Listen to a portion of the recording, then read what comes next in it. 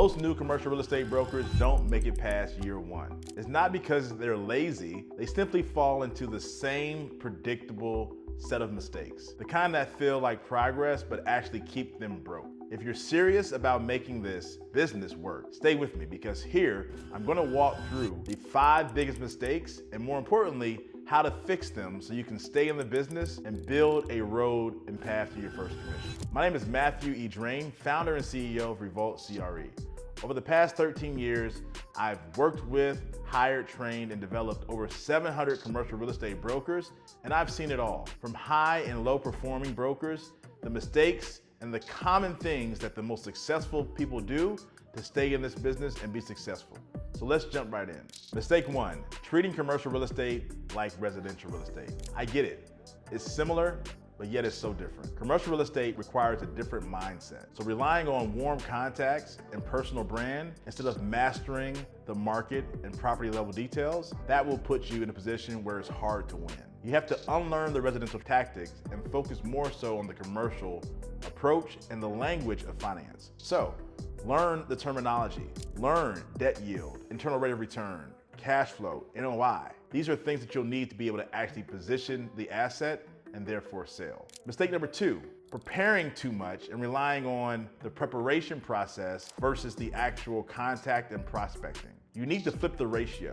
80% outreach, 20% preparation. You can't over prepare and forget and fail to actually execute. Mistake number 3, chasing big wins too early. Start to add value at a price point and at a level where you can actually help the owner and the operator.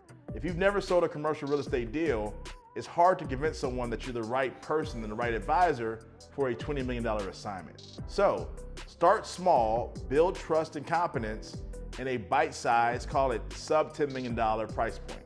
Mistake number 4, working without a process and without a system to track leads, calls, and follow-up. I've seen so many advisors start and they're excited, so they start calling and using Excel as their CRM. Hey, I commend you for getting started, but that's a one-way ticket to disaster.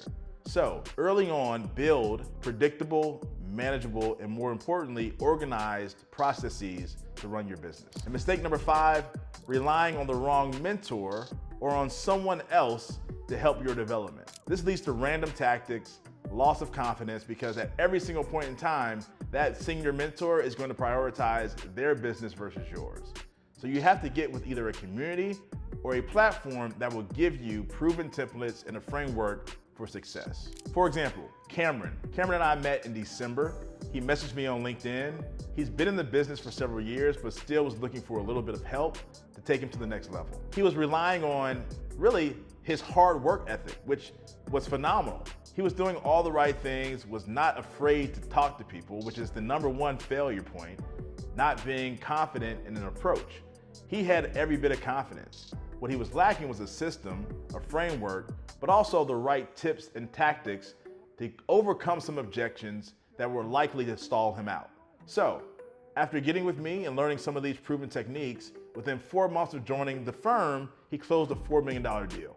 So these tactics are not just theory, they're things that we actually teach, and more importantly, we execute in our day-to-day business. Hey everybody, this is Cam Harrison, a member here at Revolt CRE. I just want to share a quick story how me and Matt actually got connected. So it started about 6 to 8 months ago. I was feeling pretty lost in my business. Productivity was going the opposite direction, and really just reached out to him via a cold message on LinkedIn. And to my surprise, he answered, gave me his phone number.